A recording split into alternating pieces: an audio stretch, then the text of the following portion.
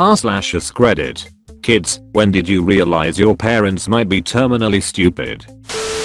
My parents are well educated, but this was one of the stupidest things I've seen them do. I was in the basement playing video games and went upstairs to my parents frantically looking for me. They were in that anger relief kind of state and told me they'd been looking for me for hours and were about to call the cops. Here's the thing. I had my phone on me the entire time and had received no calls/texts/messages from either of them. Also, none of them ever went down to the basement to check if I was there, otherwise they would have seen me. I couldn't have really left the house either, cause I wasn't old enough to drive at the time. I don't know what was going through their minds, but it definitely wasn't common sense. I would love to see the police officer's face if they found me in the basement after they called the cops. Edit. I made the point about not being old enough to drive because there was nothing appealing about walking outside randomly for a 15-year-old. Also, if I'm in my basement playing video games for hours on end, I'm pretty sure it's obvious that I didn't go outside often. Edit 2. I can't discount my dad not smoking pot, but my mom is oblivious. She seriously thought that the weed her students smelled like was just bad bow. Also, I unfortunately know that they don't have sex outside their room. When I was a kid, I lived on a military base and a woman called to say her kid was missing. The whole base went on a lockdown while everyone frantically searched for this kid. An officer asked to come in and sit with the mom and wait to see if the kid showed up while everyone else was out looking. He walks in the house and the kid is laying on the couch under a blanket. My parents have a tendency to never change their incorrect opinions even in the face of facts. Some examples. My parents had a rocky patch in their relationship, and when they got over it, they joined one of those MLM schemes that had them buy audiobooks and travel to conferences to learn how to be happy. I think it was called Life or something, and they got really mad at me when I told them it was a shitty MLM scheme and refused to sit through the seminars with them. My dad believes almost every conspiracy theory that exists. His biggest one is that the government is using chemtrails to test biological weapons on us. My boyfriend was a pilot and tried to explain why this was ridiculous, but my dad would have none of it. He also sees climate change as a huge conspiracy. My mom thinks that preventative medicine is a waste of money and refuses to ever go to the doctors, or take her beloved dog to the vet. Luckily, all of her children were vaccinated.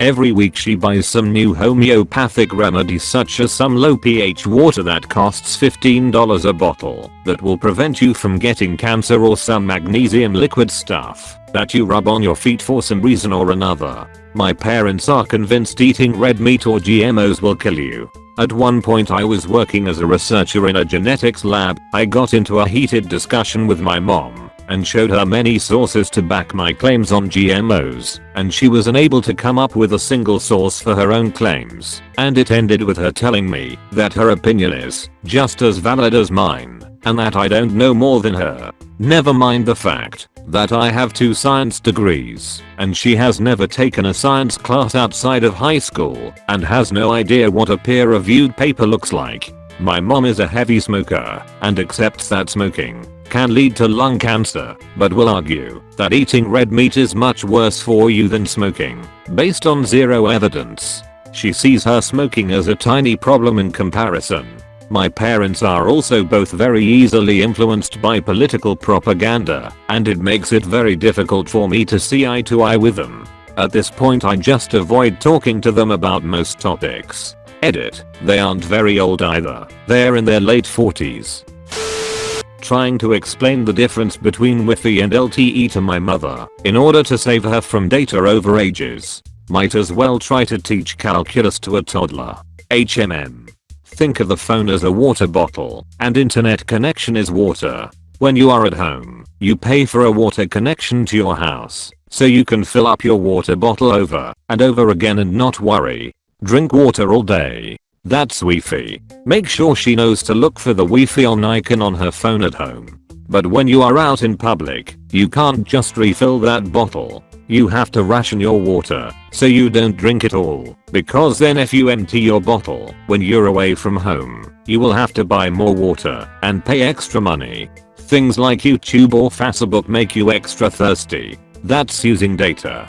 Sometimes you can go to stores or cafes and ask them to fill up your bottle, but you don't know how pure the water is or if there is bad stuff in there. Public Wi-Fi isn't super safe, so that should only be used if you're very thirsty. Places like other people's houses or workplaces can also possibly fill your bottle up for you, but ask first. I dunno. That's about as easy as I can think of while getting all the necessary information across that an older person would need. Edit. Maybe a better comparison would be paper cups of water for Wi-Fi and a refillable bottle for LTE, so she doesn't think that every time she uses Wi-Fi her data is replenished. Edit 2. Whoa. Reddit gold is like a fancy biscuit. I'm glad that some of you are finding this so helpful to use. However, I will say that one comment is correction. That Wi-Fi is more like a water fountain for drinking is probably better, vs a water bottle with certain monthly amount for data. So the explainee doesn't think they can refill monthly data by using Wi-Fi. That error occurred to me right after posting. I take that particular aspect for granted, so I didn't even think of that when I originally wrote the analogy. For those who say I'm a dumbass who knows nothing about Wi-Fi, you're partially right. I have no tech background. But I was not trying to explain literally what it is, just trying to make an analogy for data vs Wi-Fi usage that a non-tech person could understand. I watched my dad, a very tech-minded guy, explain to my grandparents all about Wi-Fi vs data, and they were completely lost. I thought that an analogy to a familiar item might be helpful, if a little flawed. No, I'm not a teacher. But thank you guys for all the feedback. This one is double-sided, because it simultaneously showcased how smart and dumb my dad is. Basically, he fell for that online iTunes gift card scam. You know, one of your friend emails get hacked, and you receive an email from them asking you to buy these gift cards and mail them to whatever address. Well, at the time an organization my dad is on the board of was hosting a big giveaway and the email he got came from another board member, so he assumed he was picking up prizes for this giveaway. However, because my dad is a moron, he didn't follow all the instructions of the email.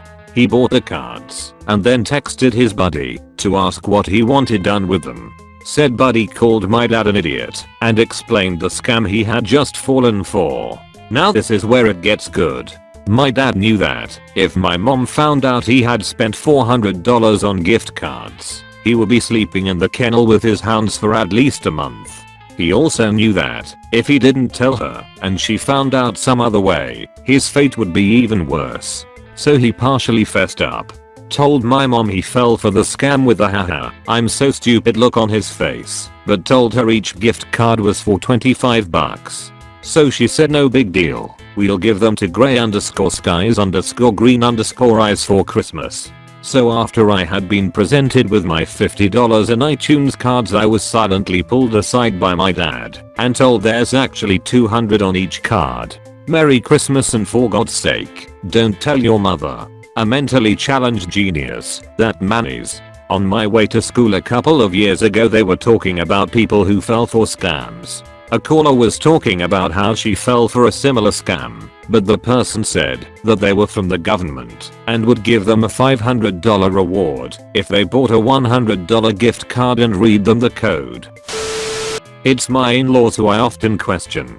I think they gave all their intelligence to my husband. They're divorced and his dad is on very limited contact at the moment due to being a toxic, raging narcissist. My Phil heard that olive oil was good for you, so every single day for years he has continued to put at least a tablespoon of olive oil in his orange juice. He also had an electric skillet that he never washes because he believes it's similar to a cast iron pan and needs to be seasoned. I discovered this when the eggs he made one morning smelled and tasted like the fajitas we had the previous night. This was back when my husband and I were teens, and I was visiting him from out of state. When my husband was a teen, he told him to use straight bleach on his acne. Also told him shaving cream is a scam and to just shave dry with the same old disposable razors. The best part was that he told my husband to use baby powder instead of deodorant because women will be attracted to you because it will remind them of the scent of a baby. Fortunately, my husband was not stupid enough to listen to any of this nonsense. Yes, his dad does smell like baby powder. No, I'm not attracted to him. Or babies, for that matter.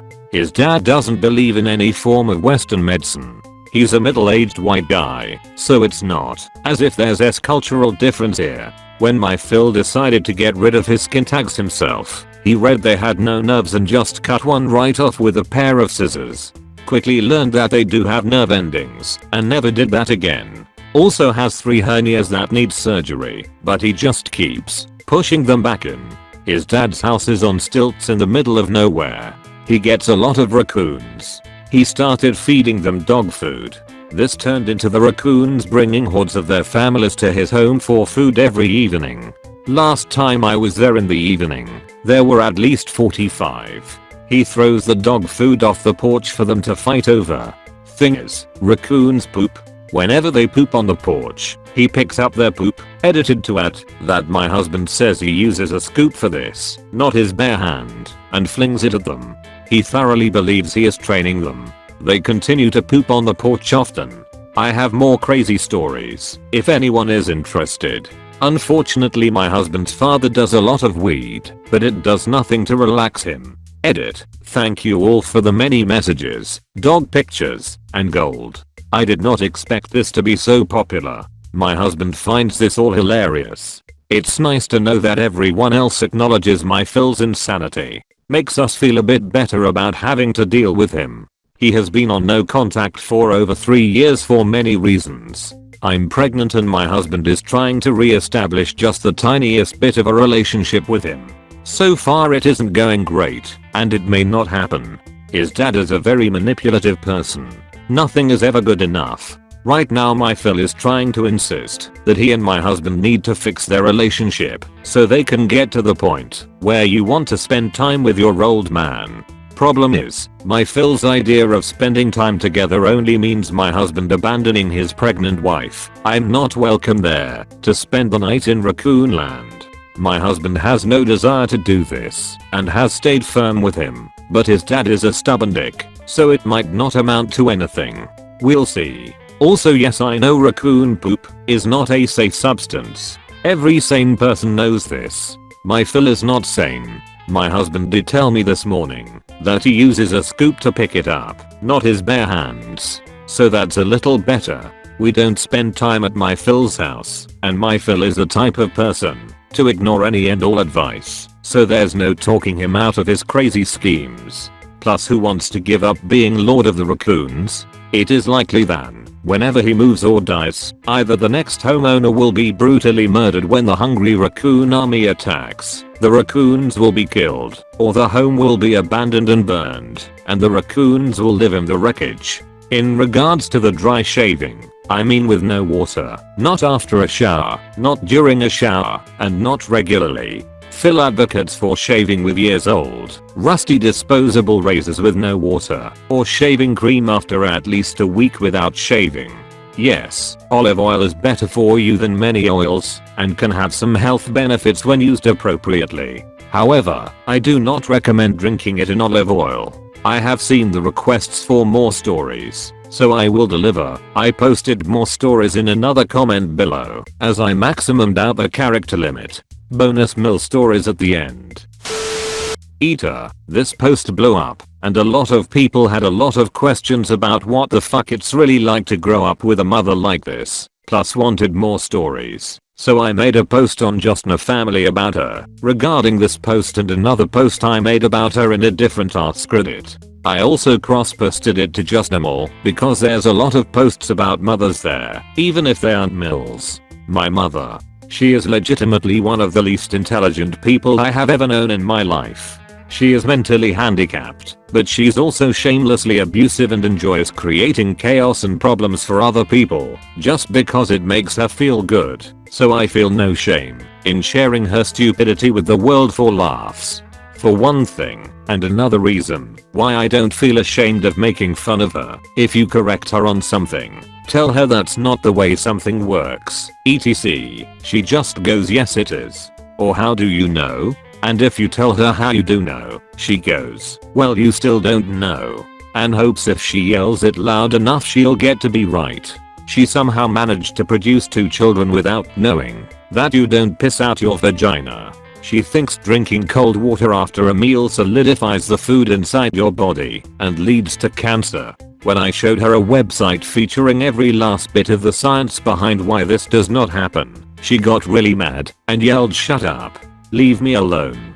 I don't wanna read it. Again, this is why I'm not ashamed to laugh at her stupidity. I study wildlife biology and have taken an entomology course. She saw a bug crawling up the wall and thought it was a tick. Yelled Nova, is this a tick? I looked at it and it was a baby spider. Told her it was a baby spider. It looks like a tick to me. No, ticks do not have a separation of the cephalothorax and abdomen. This does. Plus the legs are not flared out to the sides, like on a tick's body. I think it's a tick. How do you know it's not a tick? I just told you. Well I think it's a tick. Then why did you fucking ask me? She broke my laptop keyboard when I asked her, like a idiot. I'm actually not supposed to ask her for anything, for reasons like this. If she could pop a key back on that was loose. Instead of popping it back on she snapped it clean off. $117 to replace the keyboard. We drove by a cranberry farm that she had visited with her friend. It was July-ish. She insisted the cranberries were red. I told her cranberries are only red when ripe, and they do not ripen until September to October. We live in an area where cranberries grow wild as well as cultivated. No, they were red. In late September. Yes. They are not going to be red right now. They are too red. We drove by them. They looked like this. See? Not red right now. In September, they all turned red. They're red. She insists Vinegar is a disinfectant and chides me for spraying Lysol on spots where the cats have had accidents because just use Vinegar. There's this thing every Christmas time in our town where the fire trucks and police cars ride around town with Santa and Mrs. Claus riding on a fire truck decorated for Christmas. I fucking hate this because they all blare their sirens while doing this. So, 4 fire trucks and like 3 or 4 police cars all blaring their sirens at the same time. This happens every year and has been a thing for at least the past 10 years. Yet whenever it happens, my mother panics and runs around the house going I hear sirens. What's all those sirens? Do you hear all those sirens? What's going on?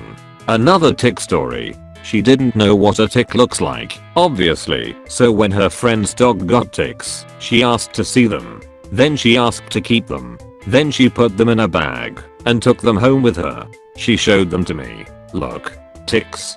They were live. I told her to get those things away from me, get them out of the house, and flush them down the toilet, because you don't just carry live ticks around. I got them off my friend's dog. Flush them. I wanted to see what they looked like, so she said I can have them. Flush them. I'm gonna keep them. You don't keep ticks around. Flush them down the toilet. I'm keeping them. I don't know what she did with them. I think the cat has diabetes. You need to get her checked for diabetes. Why? She thumps when she walks. Okay, so we did have a cat who thumped when he walked. The thump was from his right leg dragging behind him because he had lost all feeling in that leg, which is how he was diagnosed with the diabetes. He had a very prominent limp and it was very visible that he dragged that leg. Our current cat, though, walks perfectly normally, and the thumping is because she bounces when she runs. I told her that. You can see that she walks and runs like a normal cat, and you can see her bouncing on her paws when she runs. No, she's thumping cause she has diabetes. No, she doesn't walk like our diabetic cat does. She does not limp. She bounces on her paws when she runs, and that's what you hear thumping. She has not lost feeling in her paws, and she displays no symptoms of diabetes. Our diabetic cat also was peeing constantly and drinking too much water. She has diabetes and you need to tell the vet that she has diabetes. No, I'm not gonna do that. I could go on and on, but I actually spent 30 fucking minutes writing this post. Eater, how the fuck did I get golded for this? My parents were / are both pretty smart, just uneducated. Mom graduated high school after she already had 3 kids. Dad never graduated. However, as a lot of boomers did, they lived a pretty good life without any preparation for the future because they worked hard, had good credit, and my dad had a pension coming.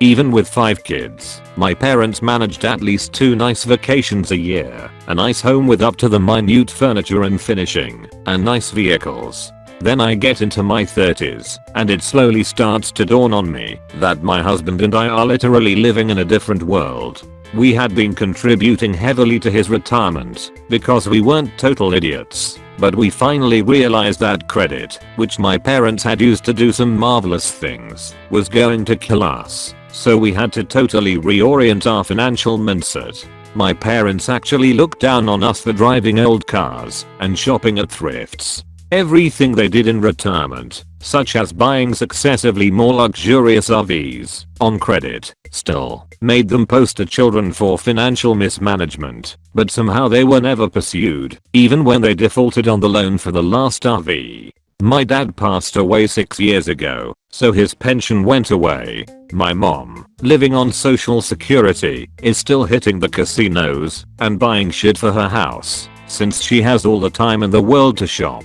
Her last stunt was to refinance the house for some cash to tide her over. At the rate she's going, it will be gone inside of a year, but she's 87 at this point, so she's burning through whatever she can to maintain the ridiculous standard of living she's had all these years. Yet here we are, my husband and I, both college grads with decades of work behind us, and we can count our vacations on the fingers of one hand. Not sure who are the idiots in this story.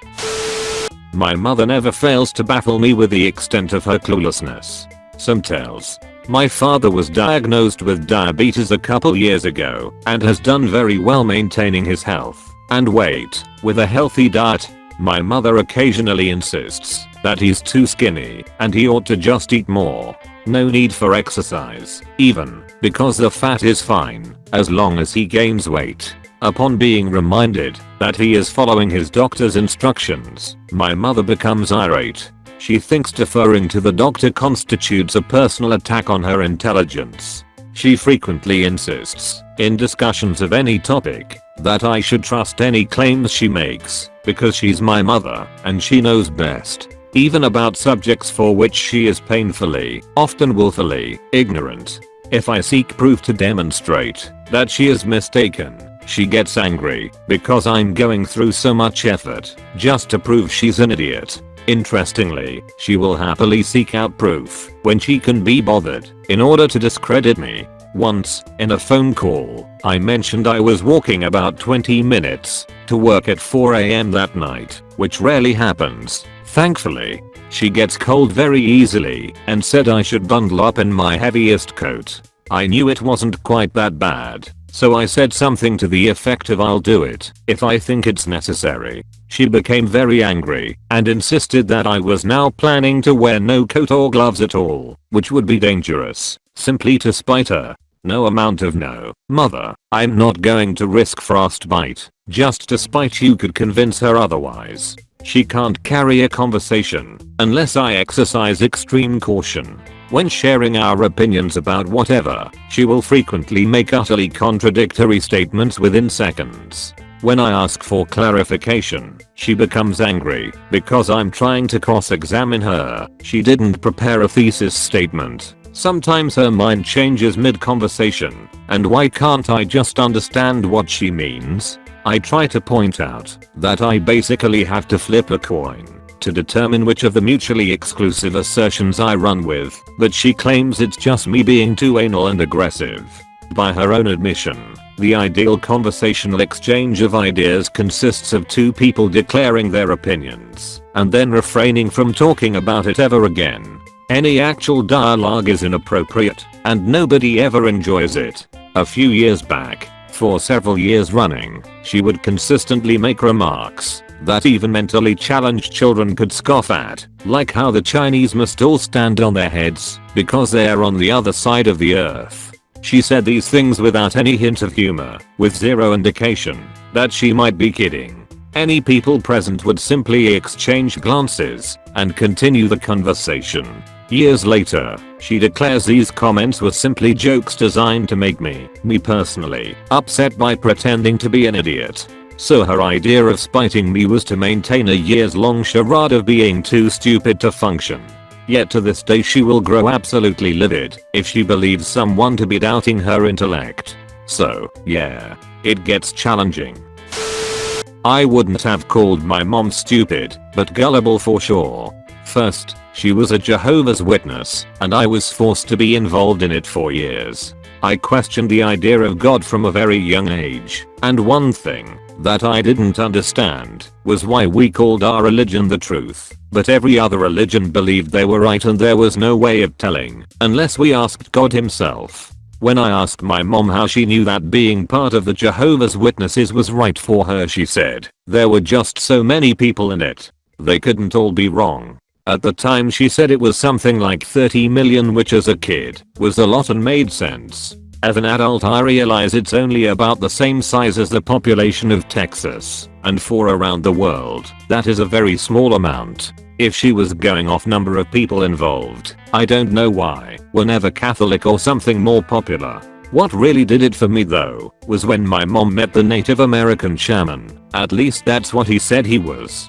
He convinced my mom of many things that were all very nonsense. We had to sleep on rocks, not under the mattress or anything, actually on top of rocks for contact to the skin. Drink smoothies with straight cayenne pepper in them and plant fibers that expanded with liquid and clay. Take herbal medicines at 3 AM to flush out worms in our livers. There were no worms. Tape pills filled with dirt that cost $25 each to our wrists, ankles, and neck, and pay $800 to lay on the ground on a pile of rocks at night in December for 2 hours to expel demons from our bodies. It was honestly embarrassing how much my mom fell for it, and I, being just a kid of 11, had to just go with it and walk around school with dirt pills taped to my fucking body after having spicy plant fiber and clay smoothies for breakfast each goddamn day for about 2 years. And I knew it was all BS and couldn't understand why my mom was so into it.